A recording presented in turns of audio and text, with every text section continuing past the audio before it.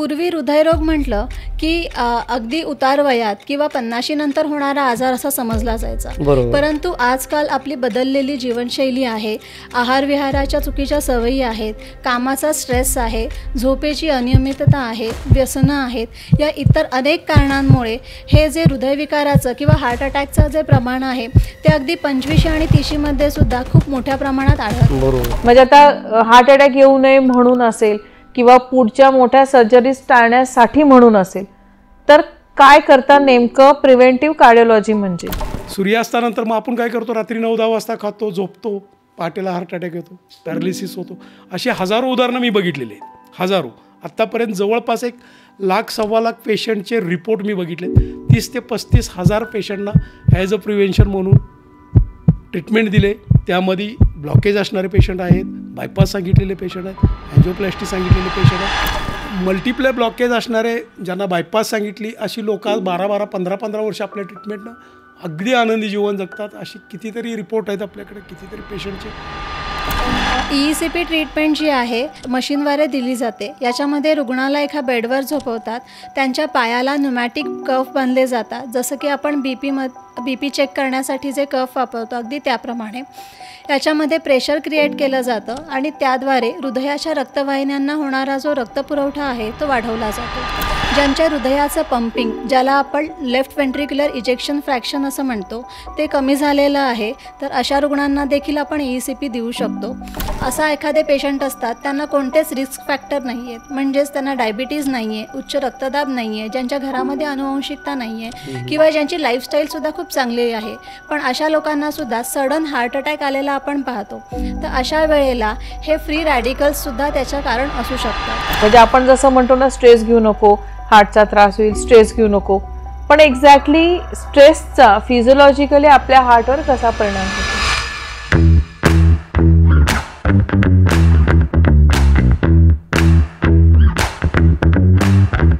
जसं हृदय प्रेम करताना वय बघत नाही, जात पात बघत नाही, गरिबी श्रीमंती बघत नाही, तसंच हार्ट अटॅकसुद्धा येताना वय बघत नाही, जात पात बघत नाही की गरीब श्रीमंत बघत नाही. तो कोणाला कधीही कुठेही येऊ शकतो. जर तुम्हाला हा हृदयविकाराचा झटका किंवा हार्ट अटॅक नको असेल किंवा जर कुणाला आलाच आणि अँजिओप्लास्टी, स्टेंट, बायपास अशा शस्त्रक्रिया टाळायच्या असतील तर हा व्हिडिओ तुमच्यासाठी आहे.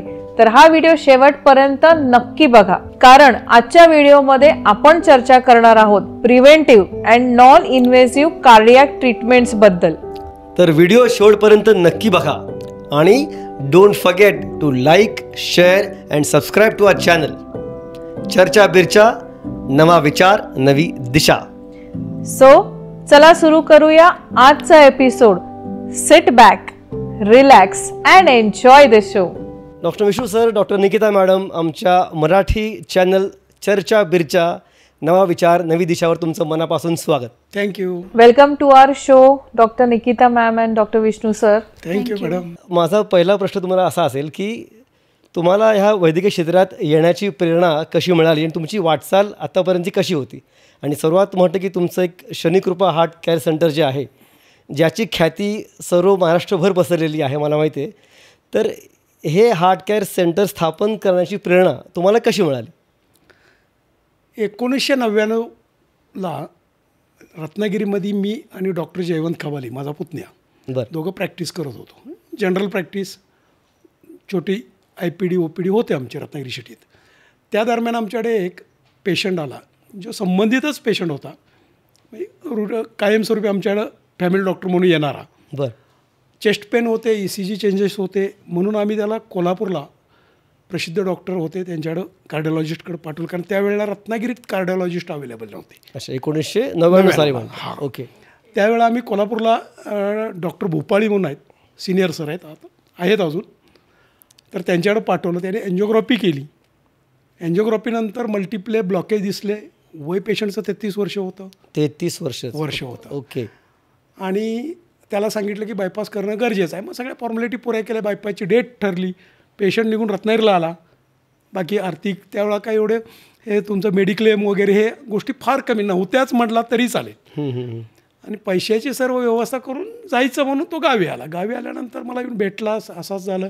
एक 8-10 दिवसानंतरची बायपासची तारीख ठरलेली होती. आणि त्या दरम्यान मी माझ्या व्यापात पुन्हा आमचं लक्ष नाही, जाईल पेशंट करून गेलं बायपास, संपला विषय तिथं. आणि बायपासच्या आदल्या दिवशी संध्याकाळी पेशंट ॲडमिट नाही झाला म्हणून हॉस्पिटलवरनं मला फोन आला. त्यावेळेला लँडलाईन होती. लँडलाईनला फोन आला की डॉक्टर तुमचा पेशंट अजून आलेला नाही ॲडमिट. म्हटलं आता काय ठीक आहे, मी माहिती घेतो, उद्या सकाळी तुम्हाला सांगतो. त्यांच्या घरी मी फोन केला. त्या बहिणीनं फोन उचलला तर त्यांनी मला सांगितलं की नाही, तो मुंबईला गेला आहे, ते मुंबईत दाखवणार आहेत. म्हणजे अशी उलटी सुलटी उत्तरं द्यायला लागली. मी थोडा कन्फ्यूज झालो. म्हणलं असेल काय सांगावं, पैसे नसतील, काय अडचणी असतील. बरोबर. म्हणून मी विषय सोडून तिला डॉक्टरना सांगितलं त्यांचं कॅन्सल झालं आहे बायपास, ते येणार नाहीत तुमच्याकडे. आणि एक 8-10 दिवसानंतर मी मारुती मंदिर सर्कल आहे रत्नागिरीत, त्या ठिकाणी सिग्नलला थांबलेलो होतो. 2 व्हीलर होती माझ्याकडे, पण तो काय 2 व्हीलरचाच होता जास्त. मला तो स्पीडनं ओव्हरटॅक करून पेशंट निघून 2 व्हीलरनं दुसऱ्या निघून गेला. म्हणून मी पाठलाग केला त्याचा. पाठलाग करून थांबवलं. अरे म्हटलं काय झालं, काय केलं. नाही मग हसायला आला. नाही मी आयुर्वेदिक घेतलं वगैरे वगैरे लागलं. असं कुठलं आयुर्वेदिक औषध नाही की तू एवढ्या 8-10 दिवसात एवढ्या स्पीडनं जाऊ शकतोस. MI बसलेला तुला मध्यंतर. मग त्याला खोल विचारलं. मला त्या डॉक्टरचं नाव मला माहीत नाही, मी घरी गेले त्यांचं कार्ड घेऊन येतो आणि तुम्हाला उद्या सकाळी दवाखान्यात भेटतो. मला उत्सुकता वाटली, उत्सुकता वाढली माझी त्यामध्ये. बरोबर. त्यानंतर तो दुसऱ्या दिवशी दुपार 12-12:30पर्यंत आला नाही म्हणून मी त्या घरी गेलो. घरी जाऊन त्याला भेटलो, त्या घरात विचारलं. त्यावेळेला मी कार्ड बघितलं तर त्यावर डॉक्टर टॉम ऑमेन म्हणून नाव होतं, बेळगाव. हां, ओके. असं प्रिव्हेंटिव्ह कार्डिओलॉजीमध्ये ते ट्रीटमेंट देणार आहे म्हणून मी त्यांना कॉन्टॅक्ट केलं. तर तेही काही तसं म्हणजे समाधानकारक मला सांगितलं नाही. ट्रीटमेंटबद्दल सांगितलं त्यांनी की मी यांना किलेशन थेरपी देतो आहे वगैरे वगैरे, आणि ते कवर होतील. माझी आणि पुतण्याची उत्सुकता वाटली. माझा पुतण्या आणि मी त्यांना जाऊन परत बेळगावला भेटलो. तर त्यांनी काय मग आम्हाला तसं सहजासहज काय जवळ केलं नाही. त्यानंतर आम्ही गोव्याला, बेंगलोरला जे ह्या थेरपीमध्ये सर्च करून डॉक्टर करतात त्यांच्यापर्यंत पोहोचलो की आपल्याला कुठून माहिती कुठनं गोळा केलीच पाहिजे. हां, माझे एक मित्र डॉक्टर किरण जोशी आहेत कोल्हापूर, ऑर्थोपेडिक सर्जन. त्यांनी मला सांगितलं की अरे विष्णू म्हणले असं ट्रीटमेंट देणारा डॉक्टर चिक्कुर्डे एक निप्पाणीत आहे. आम्ही निप्पाणीत गेलो. त्याचा रेफरन्स दिल्यामुळे डॉक्टर चिक्कुर्डे मला माहिती देण्यासाठी उत्सुक झाला. पण तो म्हटला जर बेसिक पाहिजे असलं तर टॉम ऑमेनकडे जाऊन काय असेल ते त्यांचे चार्जेस देऊन शिका त्यांच्याकडं. आणि ही अशी सुरुवात झाली. डॉक्टर टॉम ऑमेननं मग नंतर आम्हाला चांगलं गाईडलाईन केलं. परत आम्ही काही कॉन्फरन्स अटेंड केल्या, गोवा, दिल्ली. त्यानंतर बऱ्याच माझ्या जवळपास 45-46 इंटरनॅशनल इंडियन कॉन्फरन्स झाल्या. असं वाढत वाढत आज ह्या स्टेजला शनिकृपा घेऊन आलो आहे. आता माझा मुलगा MD आहे, सून MD आहे. आता बऱ्यापैकी ही लोक बघतात. मी बॅकफुटला असतो. नाही, तुमचं गायडन्स तर महत्त्वाचं असणारच त्यांना. मी बॅकफुटला असतो. बऱ्यापैकी ही लोक पुढं चालवतात. ग्रेट. आता शनिकृपाचं नाव यांनी कुठं न्यायचं हे यांनी ठरवायचं. नाही, आताही बऱ्यापैकी नाव आहे महाराष्ट्रामध्ये. बऱ्याचशाच सिटीजमध्ये ऑलरेडी सेंटर आहे. पूर्ण भारतातून आपल्याकडे पेशंट येतात. ग्रेट. आखाती देशातून बऱ्यापैकी पेशंट आलेले आहेत आपल्याकडं. माझ्याकडे लंडनपासून लोक कॉन्टॅक्टमध्ये आहेत. लंडनचे सुद्धा मध्यंतर 1-2 पेशंट येऊन गेले ट्रीटमेंट. फक्त ट्रीटमेंट तिथं घेण्याची अडचण येते, इथं राहायची अडचण. कारण आमची ट्रीटमेंट एक 5 ते 6 महिन्याचा कालावधी लागतो पूर्ण ट्रीटमेंट संपायला. आणि ती आठवड्यातून 1 किंवा 2 दिवस सलाईनद्वारे किंवा ECP मशीनवर 40 दिवस राहून अशी घ्यावी लागते.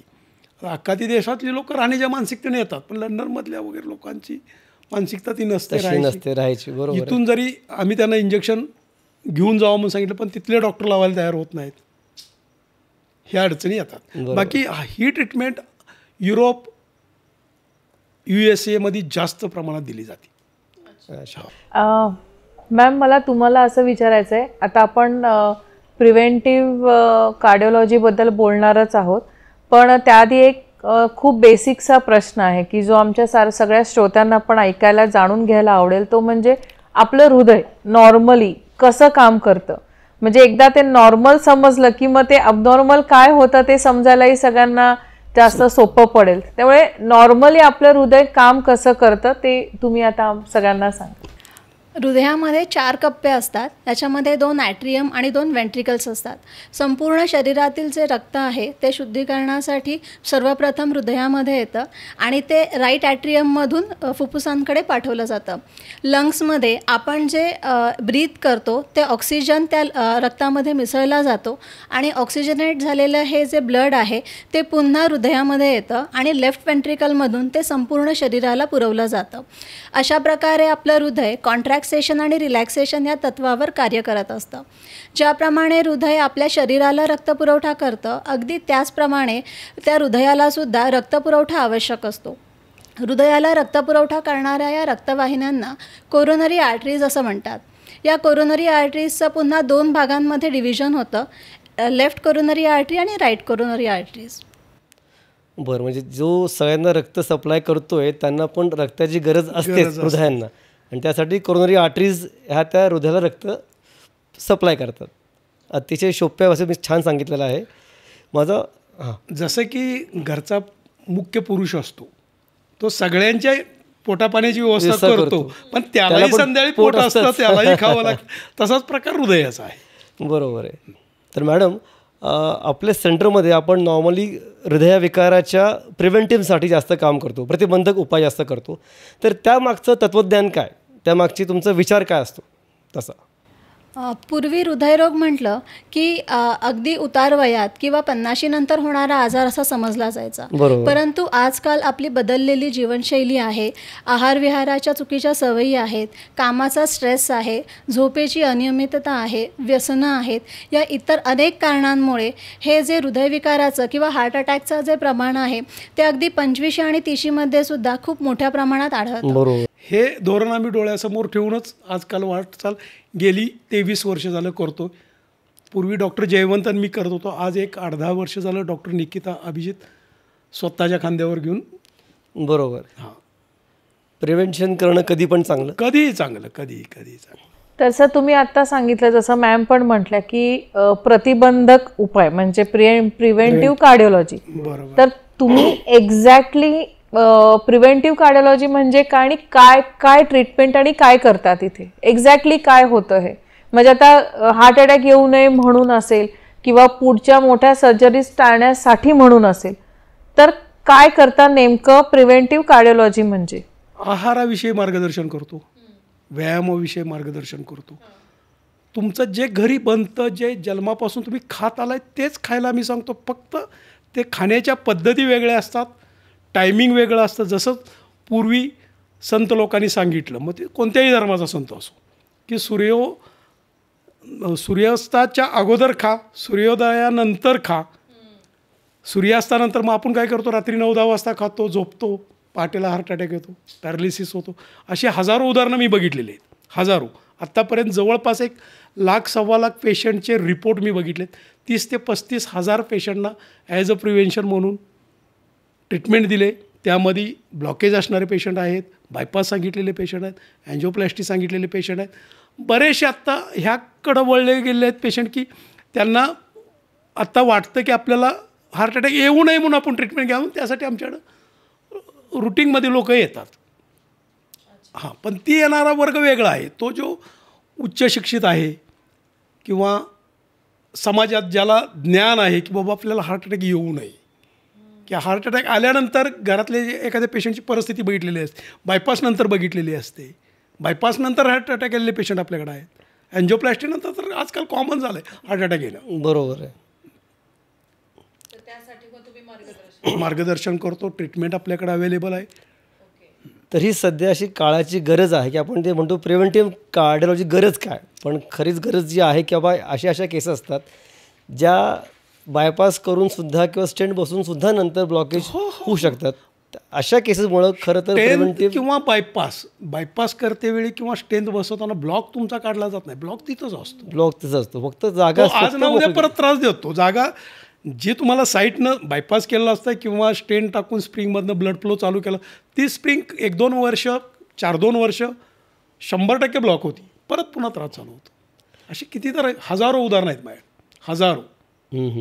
बायपास नंतर 2-1 महिन्यानं हार्ट अटॅक आलेली पेशंट आहेत माझ्याकडे. अगदी खरं. आणि मल्टिप्लाय ब्लॉकेज असणारे ज्यांना बायपास सांगितली अशी लोक आज 12-12, 15-15 वर्ष आपल्या ट्रीटमेंटनं अगदी आनंदी जीवन जगतात. अशी कितीतरी रिपोर्ट आहेत आपल्याकडे, कितीतरी पेशंटचे पुरावे आहेत, पुरावे डॉक्युमेंटेशन सगळे आपल्याकडे हो, आहेत. हो. तुमच्या आधीचा रिपोर्ट, नंतरचा रिपोर्ट म्हणा, सगळे डॉक्युमेंटेशन जर असणार त्याचे. जसं की आत्ता सरांनी सांगितलं, प्रिव्हेंटिव्ह कार्डिओलॉजीमध्ये 2 प्रकारे प्रिव्हेन्शन केलं जातं. एक म्हणजे प्रायमरी प्रिव्हेन्शन.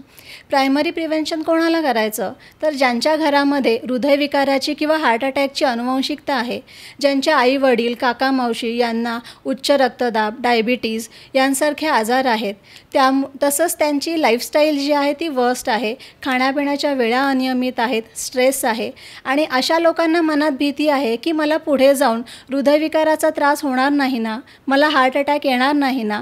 अशा लोकांनी हार्ट अटॅकपासून स्वतःचं प्रिव्हेन्शन करण्यासाठी ही ट्रीटमेंट घेतली जाते. प्रायमरी प्रिव्हेन्शनमध्ये प्रामुख्याने लाईफस्टाईल मॉडिफिकेशनचा समावेश होतो. त्याचबरोबर सेकंडरी प्रिव्हेन्शन जे आहे, ज्या लोकांना हृदयविकाराची हिस्ट्री आहे, म्हणजेच ज्यांना हृदयविकाराची जी लक्षणं आहेत ती दिसत आहेत किंवा हार्ट अटॅक येऊन गेलेला आहे, त्याच्यासाठी सर्जरीज देखील झालेल्या आहेत, परंतु भविष्यात त्याच्यामुळे होणारे जे काही कॉम्प्लिकेशन्स आहेत ते होऊ नयेत किंवा त्याचा शरीरावर काही दुष्परिणाम होऊ नये असं वाटत आहे, आणि अशा लोकांनी जे ट्रीटमेंट घ्यायची असते त्याला सेकंडरी प्रिव्हेन्शन असं म्हणतात. ओके, मग आपण प्रायमरी प्रिव्हेन्शन ज्यांना अनुवंशिक काही आजार असण्याची भीती असेल किंवा ज्यांची लाईफस्टाईल खराब असेल. ओके, आणि आजकाल सगळ्यांचीच लाईफस्टाईल खराब असते खरं तर. आणि सेकंडरीमध्ये ज्यांना ऑलरेडी झालेलं आहे किंवा प्रॉब्लेम आहे त्यांनी जी ट्रीटमेंट आपण देतोय त्याला आपण सेकंडरी प्रिव्हेन्शन म्हणतोय. तर मगाशी आपण प्रिव्हेंटिव्ह कार्डिओलॉजीबद्दल बोललो की ज्याचा जास्त भर आपण देतो पेशंटवर. तर ह्या प्रिव्हेंटिव्ह कार्डिओलॉजीमध्ये आणखीन कुठल्या प्रकारच्या ऑल्टरनेट ट्रीटमेंट्स आहेत ज्या आपण तिकडं पेशंटसाठी त्याचा उपयोग करतो? अल्टरनेटिव्ह ट्रीटमेंट्समध्ये EECP ट्रीटमेंट, ACT थेरपी, त्याचबरोबर ओझोन थेरपी, डाएट आणि लाईफस्टाईल मॉडिफिकेशन याचा समावेश होतो. मॅम, आत्ता तुम्ही प्रिव्हेंटिव्ह कार्डिओलॉजीबद्दल सांगितलं, तर EECPबद्दल पण मला जाणून घ्यायचं होतं की EECP म्हणजे एक्झॅक्टली काय असतं, काय करतात त्याच्यामध्ये? EECP म्हणजे एन्हान्स्ड एक्सटर्नल काउंटर पल्सेशन. ही एक मशीनवर दिली जाणारी ट्रीटमेंट आहे. ही ट्रीटमेंट US FDA अप्रूव्ड आहे आणि क्षणिकृपा हार्ट केअर सेंटरमध्ये गेली 15 वर्ष EECP ट्रीटमेंट दिली जाते. मगाशी आपण बघितलं की आपलं हृदय जे आहे कॉन्ट्रॅक्सेशन आणि रिलॅक्सेशन ह्या तत्वावर काम करत असतं. ज्यावेळी हृदय कॉन्ट्रॅक्ट होतं त्यावेळी ते संपूर्ण शरीराला ऑक्सिजनेटेड ब्लड पुरवत असतं, आणि ज्यावेळी हे हृदय रिलॅक्स होतं त्यावेळी ते स्वतःला रक्तपुरवठा करत असतं. जे हृदयविकार रुग्ण असतात या रुग्णांमध्ये ही रिलॅक्सेशन फेज जी असते त्याच्यामध्ये बिघाड झालेला असतो. याला आपण डायस्टॉल फेज असं म्हणतो. EECP ट्रीटमेंट जी आहे ती मशीनद्वारे दिली जाते. याच्यामध्ये रुग्णाला एका बेडवर झोपवतात, त्यांच्या पायाला न्यूमॅटिक कफ बांधले जातात, जसं की आपण BP चेक करण्यासाठी जे कफ वापरतो अगदी त्याप्रमाणे. याच्यामध्ये प्रेशर क्रिएट केलं जातं आणि त्याद्वारे हृदयाच्या रक्तवाहिन्यांना होणारा जो रक्तपुरवठा आहे तो वाढवला जातो. ही जी प्रोसेस आहे या प्रोसेसमध्ये काही चांगले एन्झाईम्स आणि नायट्रेट सिक्रीट होत असतात. त्यामुळे एन्जिओजेनेसिस होते आणि एन्जिओजेनेसिस झाल्यामुळे कोलॅटरल सर्क्युलेशन डेव्हलप होते. यालाच आपण नॅचरल बायपासची प्रोसेस असं देखील म्हणू शकतो. अच्छा, कोलॅटरल होणं म्हणजे नवीन रक्तवाहिन्या ज्यांच्या हृदयाकडे जातात त्यांच्यामध्ये रक्तप्रवाह सुरू होऊन जातो, बरोबर? येस. आणि अशा प्रकारे ही EECP ट्रीटमेंट रोज 1 तास याप्रमाणे 36 दिवस दिली जाते. ओके, नॅचरल बायपास म्हणता येईल त्या गोष्टीला की नवीन रक्तवाहिन्या डेव्हलप होतात किंवा ज्या कधी त्यात रक्तप्रवाह नसतो त्यांच्यात नवीन रक्तप्रवाह सुरुवात होऊन जाते बिकॉज ऑफ दॅट न्यूमॅटिक पंपनी, प्रेशरनी. ग्रेट. मग मॅडम, ही ट्रीटमेंट जी EECP तुम्ही सांगितली, ही ट्रीटमेंट कोण कोण घेऊ शकतं? ज्या रुग्णांनी एन्जिओप्लास्टी किंवा बायपास ही सर्जरी केलेली आहे पण तरीसुद्धा त्यांना चेस्ट पेनचा त्रास होतो आहे असे रुग्ण घेऊ शकतात. असेही बरेच रुग्ण असतात की ज्यांची एन्जिओप्लास्टी किंवा बायपास या शस्त्रक्रिया झालेल्या आहेत पण कालांतराने काही वर्षानंतर पुन्हा ब्लॉकेजेस डेव्हलप झालेले आहेत आणि पुन्हा सर्जरी सजेस्ट केलेली आहे परंतु सर्जरी करायची नाही आहे. अशा रुग्णांमध्ये देखील आपण करू शकतो. ज्यांच्या हृदयाचं पंपिंग ज्याला आपण लेफ्ट व्हेंट्रिक्युलर इजेक्शन फ्रॅक्शन असं म्हणतो ते कमी झालेलं आहे तर अशा रुग्णांना देखील आपण ECP देऊ शकतो. किंवा असे रुग्ण असतात की जे किडनी फेल्युअर असेल, वाढतं वय आहे किंवा इतर काही कॉम्प्लिकेटेड रिस्कमुळे आपण सर्जरी करू शकत नाही किंवा त्याला आपण असं म्हणू शकतो की ते सर्जरीसाठी अनफिट आहेत. अशा रुग्णांनासुद्धा आपण ECP ट्रीटमेंट देऊ शकतो. याशिवाय असेही काही रुग्ण असतात की ज्यांना सर्जरी करायची नसते, जे सर्जरी करण्यासाठी विलिंग नसतात, त्यांना खूप भीती वाटत असते. अशा रुग्णांना देखील पर्यायी उपचार पद्धती म्हणून ECP ट्रीटमेंट आपण देऊ शकतो. ज्या रुग्णांचा एक्झरसाइज टॉलरन्स खूप कमी आहे म्हणजेच त्यांना थोडं जरी चाललं तरी दम लागतो, चालताना धाप लागते, अशा रुग्णांनासुद्धा ECP ट्रीटमेंट अगदी वरदान ठरणार आहे. मगाशी जसं आपण म्हटलं प्रायमरी प्रिव्हेन्शन म्हणजे ज्यांच्या घरामध्ये हृदयविकाराची अनुवंशिकता आहे, डायबिटीज, ब्लड प्रेशर आहे, ज्यांची जीवनशैली खूप बिघडलेली आहे, अशा लोकांना जर भविष्यामध्ये होणाऱ्या हृदयविकाराच्या रोगापासून स्वतःचं प्रिव्हेन्शन करायचं असेल तर ते देखील प्रिव्हेंटिव्ह मेजर म्हणून ECP ट्रीटमेंट घेऊ शकतात. खूप छान. म्हणजे प्रिव्हेन्शन वाट बघण्यापेक्षा मला काही होणार आहे भविष्यात त्यापेक्षा आधीच घेऊन तुम्ही तुमचं हृदय विकार होणार असेल त्याला तुम्ही थांबू शकता. ग्रेट. ECP म्हणजे खरंच फार चांगलंच एक कन्सेप्ट आहे म्हणायला पाहिजे. मॅडम मगाशी आपण तुम्ही बोलता बोलता ECP सोबतच एक ACT नावाचा एक सांगितला प्रकार. तर ते ACT ही जी थेरपी आहे ती नक्की काय आहे? ACT म्हणजे आर्टरी क्लिअरन्स थेरपी. ही ट्रीटमेंट जी आहे ती सलाईनद्वारे दिली जाते. या ट्रीटमेंटमध्ये या सलाईनमध्ये काही अमायनो ॲसिड्स, काही न्यूट्रिशनल सप्लिमेंट्स आणि काही चिलेटिंग एजंट असतात जे आपल्या शरीरामध्ये शरीराच्या रक्तवाहिन्यांमध्ये जे साचलेले फ्री रॅडिकल्स आहेत, हेवी मेटल्स आहेत किंवा एक्सेस कॅल्शियम आहेत जे आपल्या रक्तवाहिन्यांमध्ये साचल्यामुळे अडथळे निर्माण झालेले असतात ज्याला आपण ब्लॉकेजेस म्हणू शकतो. हे अडथळे दूर करण्यासाठी हे हेवी मेटल्स किंवा फ्री रॅडिकल्स शरीराबाहेर काढून टाकण्याचं काम हे IVs करत असतात. तर आपण ACT म्हणायचं, arterial clearance therapy, ACT. Okay. आणि मॅम हे हेवी मेटल्स जे तुम्ही म्हणताय ते हेवी मेटल्स म्हणजे काय आणि ते आपल्या शरीरात कुठून येतात? हेवी मेटल्समध्ये प्रदूषणातले फ्री रॅडिकल्स आहेत, लेड आहे, कॅडमियम आहे, यांसारखे जे घटक आहेत त्यांचा समावेश होतो. जसं की वाढतं प्रदूषण आहे जे इंडस्ट्रियलायझेशन झालेलं आहे किंवा वाढतं जे व्हेकल्स रोडवर घासल्यामुळे त्यांच्या टायरमधून कॅडमियम जो आहे तो वातावरणामध्ये मिसळतो. असे हे प्रदूषणातले जे घटक आहेत ते हेवी मेटल्स श्वासनाद्वारे, हवेतून किंवा पाण्यामार्फत, दूषित अन्नामार्फत आपल्या शरीरात जातात आणि आपल्या शरीरात गेल्यावर ते रक्तवाहिन्यांमध्ये चिटकतात. रक्तवाहिन्यांमध्ये त्याचा थर साचू लागतो आणि ते रक्तवाहिन्यांचा जो सुरळीत रक्तप्रवाह आहे त्याला अडथळा निर्माण करतात आणि कालांतराने त्याचा ब्लॉकेजेसमध्ये रूपांतर होऊ शकतं. त्यामुळे आपण असं बरेच वेळा बघतो की असा एखादे पेशंट असतात त्यांना कोणतेच रिस्क फॅक्टर नाही आहेत, म्हणजेच त्यांना डायबिटीज नाही आहे, उच्च रक्तदाब नाही आहे, ज्यांच्या घरामध्ये अनुवंशिकता नाही आहे किंवा ज्यांची लाईफस्टाईल खूप चांगली आहे, पण अशा लोकांनासुद्धा सडन हार्ट अटॅक आलेला आपण पाहतो. तर अशा वेळेला हे फ्री रॅडिकल्ससुद्धा त्याचं कारण असू शकतं. हे फ्री रॅडिकल्स आहेत किंवा पोल्युशन आहे, हे जे काही फॅक्टर्स आहेत हे आपण बदलू नाही शकत, परंतु जे आपली लाईफस्टाईल आहे किंवा आपल्या खाण्यापिण्याच्या सवयी आहेत या गोष्टी तर आपण बदलू शकतो. आजकाल पालेभाजी, फळभाजी आहेत ह्याच्यावर जे पेस्टिसाइड केलेलं असतं हे सुद्धा मुख्य कारण आहे. हो, कारण आता असं शुद्ध सात्विक अन्न असं काही मिळत नाही. मी उद्या मार्केटमध्ये हिरवी मिरची हिरवी दिसण्यासाठी आदल्या दिवशी शेतकरी त्याच्यावर एक टॉनिक मारतो. ते शरीराला अतिशय घातक आहे, अतिशय. आणि त्यामुळे आता हल्ली कॅन्सरचे प्रमाण सुद्धा खूप वाढले. बरोबर आहे. म्हणजे भाज्या आपण म्हणतो त्या भाज्या सुद्धा ते शुद्धता राहिली नाही. नॉनव्हेज मध्ये सुद्धा शुद्धता राहिलेली नाही. नॉनव्हेजला सुद्धा हार्मोन्स दिले जातात. हो, कोंबडी 21 दिवसात 2 किलोची होण्यासाठी काही इंजेक्शन वापरले जातात. आणि मागच्या 8-10 वर्षांमध्ये जे वाढतं व्हायरल इन्फेक्शन्स आहेत, जसं आपण कोविड बघितला, डेंग्यू आहे, चिकनगुनिया आहे, यांसारख्या आजारांमुळे लोकांची जी इम्युनिटी आहे ती कमी झालेली आहे. आणि यामुळे काय होतं ना, हृदयाचे जे स्नायू आहेत ते वीक व्हायला लागलेत आणि त्याच्यामुळे हृदयाची कार्यक्षमता कमी होणं किंवा इजेक्शन फ्रॅक्शन कमी होणं, पेशंट हार्ट फेल्युअरमध्ये जाणं, याचं प्रमाण हे मागच्या काही वर्षांमध्ये वाढलेलं आपण पाहतोय. म्हणजे मागच्याला पण आमच्याकडे जे पल्मोनॉलॉजिस्ट, लंग स्पेशलिस्ट आले होते, त्यांनी पण हाच पॉइंट हायलाइट केला होता की जे पोल्युशन वाढलेलं आहे त्याच्यामुळे आजकाल होणारा खोकला पण लवकर बरा होत नाहीये.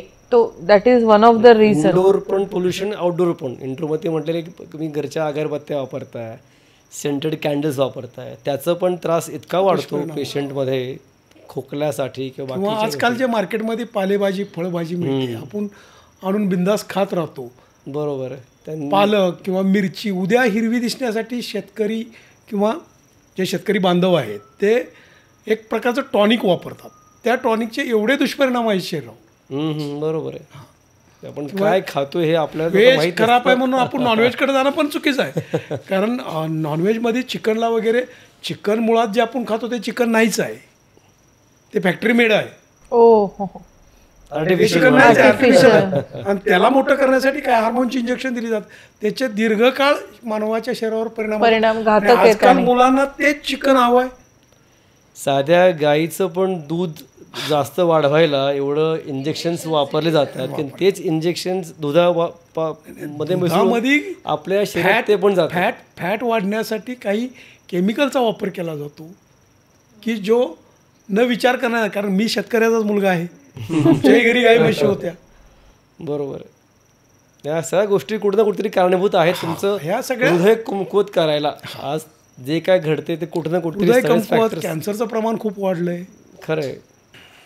सर, तुम्हाला प्रश्न आता विचारतो की एक काळ असा होता की आज वयस्कर लोकांमध्येच हे हार्ट अटॅकचं प्रमाण, बाकीचे हृदयविकार असायचे, पण हल्ली असा सीन होतोय की यंग लोकांमध्ये सुद्धा या हृदयाचे प्रॉब्लेम्स हल्ली वाढत चालले. तर ह्या मागचं कारण काय असू शकेल? कसं होतं, 15-20 वर्षापूर्वी फास्ट फूड किंवा हे तुमचा पिझ्झा, बर्गर, चायनीज हे सर्वसामान्याला म्हणण्यापेक्षा उच्चवर्गीयाला सुद्धा माहिती नव्हतं. अगदीच काही ठराविक सिटीत, काही ठराविक ठिकाणीच हे मिळायचं आणि तिथंपर्यंत सर्वसामान्य किंवा कुणाचीच मुलं पोचत नव्हती. आता हे अगदी रोडवर झालं आहे. हे पहिलं कारण आहे. दुसरं, आत्ताची स्पर्धा, मुलांना असणारा घरच्यांचा ट्रेस. सकाळी 6ला सुरुवात मुलाच्या अभ्यासाची, रात्री 10 वाजले तरी मुलगा त्या पुस्तकात आहे, की ॲक्टिव्हिटी नाहीत, बाहेरचं खेळणं फिरणं नाहीत. नंतर 10 वाजल्यानंतर बाहेर जायचं, त्यानंतर काहीतरी मार्केटमध्ये मिळणार आहे, कारण आई वडील बिझी असतो, त्यांनीही बाहेरचं जाणून खायचं, मुलालाही बाहेरचंच खायला द्यायचं. ह्यात वाढलेल्या मुलांचं काय लाईफस्टाईल असणार आहे? त्या मुलांना आता माझ्याकडे 20-22 वर्षाची मुलं आहेत हार्ट अटॅक आलेली. अरे बाप, तोच ना, हेच प्रमाण वाढत. 20-22 वर्ष कॉमन डायबिटीज झाला आहे. डायबिटीजचं तर प्रमाण एवढं वाढलेलं आहे. डायबिटीज, स्ट्रेस, BP यामुळं हार्ट अटॅक येण्याच्या खूप प्रमाणात वाढलेले आहेत, खूप प्रमाणात. मेनली असं बाहेरचं जंक फूड खाणं किंवा स्ट्रेस घेणं. आणि डायबेटिक पेशंटमध्ये MI जर बसला तरुण वयात तर कंट्रोल करणं फार कठीण जातं. तो पेशंटच पोचत नाही हॉस्पिटलपर्यंत. ही वाईट परिस्थिती आहे. पूर्वी कसं होतं, 60 नंतर हार्ट अटॅक यायचे. कुठेतरी गावात एखाद्या माणसाला हार्टचा प्रॉब्लेम असलेला आपण ऐकूयात असायचं. आता जनरली प्रत्येक घरात एक पेशंट आहे. बरोबर आहे. फार प्रमाण वाढलेलं आहे याचं. प्रत्येक घरी कोण ना कोणतरी डायबिटीसवाला सापडेल, 100% पेशंट सापडेल किंवा हार्टचा पेशंट सापडेल. 30 नंतर आलेल्या पेशंटला आम्ही डायबिटीस आहे का नाही विचारायची गरजच पडत नाही. प्रत्येकाला डायबिटीसची गोळी चालू असते, प्रत्येकाला ब्लड प्रेशर गोळी चालू असते. आता माझं 59 वर्ष वय आहे, मला 55 नंतर शुगरची गोळी चालू झाली. आता फार असे रेअर पेशंट तुम्हाला बघायला मिळतील. बरोबर. ती बी अगदी मी मध्यंतर डाएट करून ती गोळी बंद केली. मॅम, सरांनी आत्ताच असं सांगितलं की तुमच्या सेंटरला पण खूप सारे यंग लोक येतात ॲज अ पेशंट ज्यांना हृदयविकाराचा त्रास आहे. आणि आपण आजकालची जी जीवनशैली, लाईफस्टाईल बघतो तर स्ट्रेस प्रत्येकाला आहे. म्हणजे अगदी त्या 5वीत असलेल्या मुलापासून ते अगदी 50-60 वर्षाच्या मोठ्यांपर्यंत. तर मला याच्यात असं विचारायचं आहे की स्ट्रेस जर कुणाला स्ट्रेस येतो किंवा कुणाला स्ट्रेस आहे तर त्याचा त्यांच्या हृदयावर, हृदयाच्या फंक्शनवर फिजिओलॉजिकली काय आणि कसा परिणाम होतो. म्हणजे आपण जसं म्हणतो ना, स्ट्रेस घेऊ नको, हार्टचा त्रास होईल, स्ट्रेस घेऊ नको, पण एक्झॅक्टली स्ट्रेसचा फिजिओलॉजिकली आपल्या हार्टवर कसा परिणाम होतो. तरुणांमध्ये स्ट्रेस लेवल्स ह्या इतक्या वाढलेल्या असतात की त्याच्यामध्ये ॲड्रिनालिन सिक्रिशन्स वाढतं, कॉर्टिझॉल लेवल्स वाढतात, त्यामुळे त्याचा परिणाम रक्तवाहिन्यांवर होतो आणि रक्तवाहिन्या काही अंशी अरुंद व्हायला लागतात. तसंच ह्याच रुग्णांमध्ये किंवा ह्याच लोकांमध्ये स्ट्रेसमुळे डायबिटीस असेल, उच्च रक्तदाब असेल, पल्स रेट वाढणं अशा तक्रारीसुद्धा असतात. याचा परिणाम म्हणून कालांतराने त्यांना ब्लॉकेजेस निर्माण व्हायला लागतात. किंवा ह्याच किंवा हेच तरुण लोक स्ट्रेस आला म्हणून कॉफी पिणं, स्ट्रेस आला म्हणून स्मोकिंग करणं, स्ट्रेस आला म्हणून काहीतरी अवेळी खात बसणं, अशा गोष्टी करतात. किंवा अल्कोहोल, या सगळ्यामुळे ओबेसिटीचं प्रमाण वाढलेलं आहे आणि कालांतराने या सगळ्याचा परिणाम हा हार्ट अटॅकमध्ये येतो. मॅडम, ज्या रुग्णांना बायपास किंवा एन्जिओप्लास्टीचा सल्ला दिला जातो, पण त्या प्रत्येकाने सेकंड ओपिनियन घेणं गरजेचं आहे का? हो, नक्कीच. कारण बऱ्याच वेळेला असं दिसून आलं आहे की बऱ्याच पेशंटमध्ये बायपास किंवा एन्जिओप्लास्टी सर्जरी करण्याची आवश्यकता नाही, परंतु त्यासाठी सुद्धा काही क्रायटेरियाज असतात. ते क्रायटेरियाजसुद्धा बघणं खूप गरजेचं आहे. आमच्याकडे असेही काही पेशंट येतात की ज्या पेशंटमध्ये सर्जरी म्हणजे बायपास आणि एन्जिओप्लास्टी ही सर्जरी केलीच पाहिजे. अशा काही कंडिशन्समध्ये आम्हीसुद्धा पेशंट्सना एन्जिओप्लास्टी किंवा बायपास सर्जरी करण्याचा सल्ला देतो. त्यामुळे जर तुम्हाला एन्जिओप्लास्टी किंवा बायपास सर्जरी करण्याचा सल्ला दिला असेल तर तुम्ही सेकंड ओपिनियन अवश्य घेतलं पाहिजे. बरं, great. So doctor Vishnu sir आणि डॉक्टर निकिता मॅम, प्रिव्हेंटिव्ह कार्डिओलॉजीबद्दल किंवा प्रिव्हेंटिव्ह कार्डियक ट्रीटमेंट्सबद्दल आज तुम्ही आम्हाला खूप छान माहिती दिली. आणि ही माहिती खरं तर खूप जणांना हे माहितीच नसतं की असं काही आहे. कारण एखाद्याला हार्ट अटॅक आला तर मग सगळ्यांना माहिती आहे की आता एन्जिओग्राफी करा, एन्जिओप्लास्टी करा, स्टेंट आणि बायपास, म्हणजे ह्या स्टेजेस सगळ्यांना माहिती असतात. पण हा एक उपायही असू शकतो, हे आज तुम्ही इतकं छान पद्धतीने सांगितलेलं आहे. तर before we go to our take away message आणि कन्क्लूड दिस एपिसोड, आमच्या पॉडकास्ट चॅनलचा हा एक प्रोटोकॉल आहे. आम्ही एक छोटासा मिथ्स अँड फॅक्ट्स राऊंड घेतो, तर आपण तो घेऊया आत्ता. तर सर, माझा पहिला प्रश्न तुम्हाला असेल, जर छातीत दुखत नसेल तर माझं हृदय 100% फिट आहे. नाही, चुकीचं आहे ते. कारण असे बरेचसे पेशंट मी बघितलेत, ECG नॉर्मल आला आहे, तासाभरात पेशंटला हार्ट अटॅक आला, पेशंट गेला. ओके. कोलेस्टेरॉल कमी करणारी औषधं घेतली की आपण हवं ते खाऊ शकतो? नाही, कारण कोलेस्ट्रॉल कमी करण्यासाठी औषधांसोबतच तुमचं लाईफस्टाईल मॉडिफिकेशन आणि एक्सरसाइज हे तेवढंच महत्त्वाचं आहे. ओके. आमच्या घरात सगळ्यांना हार्टचा त्रास आहे, हृदयविकार आहेत, त्यामुळे काही आम्ही केलं तरी त्याचा उपयोग होणार नाहीये. असं काय नाही, चुकीचं आहे. असे बरेचसे पेशंट आहेत की ज्यांच्यात हिस्ट्री आहे ती खंडित झालेली आहे. पुढं जाऊन त्यांनी जर लाईफस्टाईल व्यवस्थित ठेवली, खाणं पिणं व्यवस्थित ठेवलं, व्यायाम केला वेळच्या वेळी, तर त्याचा उपयोग फॉलो केलं तर नाही होत. ओके. हृदयविकार ज्यांना होतो किंवा ज्यांना हृदयविकाराचा त्रास होतो तर फक्त छातीतच दुखतं, त्यानं तिथेच दुखायला हवं? नाही, हृदयविकाराची जी काही लक्षणं आहेत त्याच्यामध्ये छातीत दुखण्यासोबतच चालताना दम लागणे, धाप लागणे, अशक्तता वाटणे, डावा खांदा जड होणे, बोलताना थोडीशी जीभ जड झाल्यासारखी वाटणे, अस्वस्थ वाटणे. काही वेळेला ही जी लक्षणं आहेत ती ॲसिडिटीशी सुद्धा आपण रिझेंबल करू शकतो. त्याच्यामुळे जरुरी नाही आहे की फक्त छातीत दुखलं म्हणजेच हार्टचा त्रास आहे. बाकी इतर लक्षणंसुद्धा आपण बघितली पाहिजेत. अच्छा, ओके. हृदयविकार झाला आहे तर व्यायाम करायचाच नाही? नाही. हां, ठीक आहे, MI बसला, हार्ट अटॅक आला आहे तुम्हाला, तर व्यायाम थोडे दिवस थांबवतो आम्ही. पण अगोदरही व्यायाम करू शकतो, हृदयविकारानंतरही पूर्वीसारखा व्यायाम करू शकतो, काही अडचण नाही. आणि हलका फुलक्या व्यायामाने सुरुवात करायची. नंतर ते मग ज्या त्या पेशंटची फिजिकल बाकी सर्व कंडिशन बघून आम्ही डिसिजन घेतो याने कुठला व्यायाम करायचा. Great. Vishnu sir, Nikita madam, आज तुमचं मनापासून अभिनंदन आणि आभार की आज आपला हा पॉडकास्ट एकदम छानरित्या पार पडलेला आहे. की आज बरेचसे प्रश्न जे आमच्या प्रेक्षकांच्या मनात असतील किंवा असणार होते त्याचं तुम्ही अचूक उत्तर आज आम्हाला दिलेलं आहे. एक जाता फक्त मी तुम्हाला विनंती करेल की आमच्या प्रेक्षकांसाठी तुम्ही एक मेसेज त्यांना द्यावा, एक संदेश द्यावा की त्यांनी आपलं हृदय हे कायमचं निरोगी आणि हेल्दी ठेवण्यासाठी काय करावं आणि काय नाही करावं, आणि ऑपरेशन हा एकमेव उपाय आहे का हे पण त्यांना तुम्ही सांगा. ऑपरेशन हा एकमेव उपाय नाही आहे. ऑपरेशन ज्यावेळेला तुम्हाला सल्ला दिला जातो त्यावेळेला सेकंड ओपिनियन निश्चित घ्या तुम्ही. काही त्याचे पॅरामीटर्स असतात, काही बारकावे असतात, ते बघून दुसरा डॉक्टर तुम्हाला त्याच्यात गाईडलाईन करू शकतो किंवा करावं का नाही करावं. गेली 22 वर्षात 30 ते 35 हजार पेशंटला मी ट्रीटमेंट दिलेली आहे. डॉक्टर जयवंत, मी, आता डॉक्टर निकिता, डॉक्टर अभिजित, की जे पेशंट आज 12-12, 15-15 वर्षापूर्वी ज्यांना बायपास सांगितले ते पेशंट आज फिट आहेत, आनंदी जीवन जगतात. त्यांची रोजचं जे रुटीन 12 वर्षापूर्वी तेच आजही चालू आहे. त्यांना कुठलाही त्रास नाही. एखादी इकोस्प्रिनसारखी आम्ही गोळी चालू ठेवून बाकी सर्व मेडिसिन त्याची बंद आहेत. कुठलंही अनावश्यक बिटा ब्लॉकर घ्यावं लागत नाही त्याला. प्रिव्हेंटिव्ह कार्डिओलॉजीमध्ये सर्वात महत्त्वाचं म्हणजे लाईफस्टाईल मॉडिफिकेशन. तुमची लाईफस्टाईल हेल्दी असली पाहिजे. तुमच्या जेवणाच्या, खाण्यापिण्याच्या ज्या वेळा आहेत त्या नियमित असल्या पाहिजेत. झोपेची वेळ नियमित असली पाहिजे. यासोबत तुम्ही तुमच्या स्ट्रेसचंसुद्धा वेळीच योग्य ते नियमन केलं पाहिजे. आणि या सर्व गोष्टींचा जर तुम्ही योग्य प्रमाणात समतोल साधला तर तुमच्या फॅमिलीमध्ये हृदयविकाराची अनुवंशिकता असूनही किंवा जरी तुम्हाला हृदयविकाराचा त्रास असेल तरी तुम्हाला भविष्यात त्यामुळे होणारे जे साईड इफेक्ट्स आहेत त्यापासून स्वतःचं प्रिव्हेन्शन करता येऊ शकेल.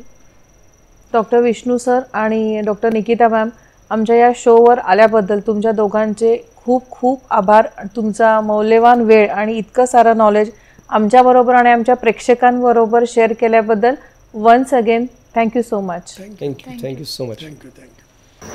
तर मित्रांनो, आमच्या ह्या कार्डिओलॉजीच्या एपिसोडमध्ये आज आपण पाहिलं की प्रत्येक वेळेस जेव्हा आपल्याला आपला कार्डिओलॉजिस्ट बायपास करा किंवा स्टेंट टाका असं म्हणतो तर आपल्याला एक सेकंड ओपिनियन घेणं हे अतिशय गरजेचं आहे. आशा करतो की तुम्हाला आमचा आजचा एपिसोड आवडला असेल आणि त्यातून तुम्हाला भरपूर चांगली आणि नवीन माहिती मिळाली असेल.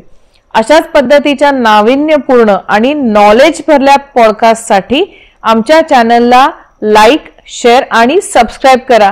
चॅनलचं नाव विसरू नका. 2 चॅनल्स आहेत हिंदीमध्ये बातों बातों में एक मुलाकात किसी खास के साथ आणि मराठीमध्ये चर्चा बिर्चा, नवा विचार नवी दिशा. तर पुन्हा भेटूया लवकरच एका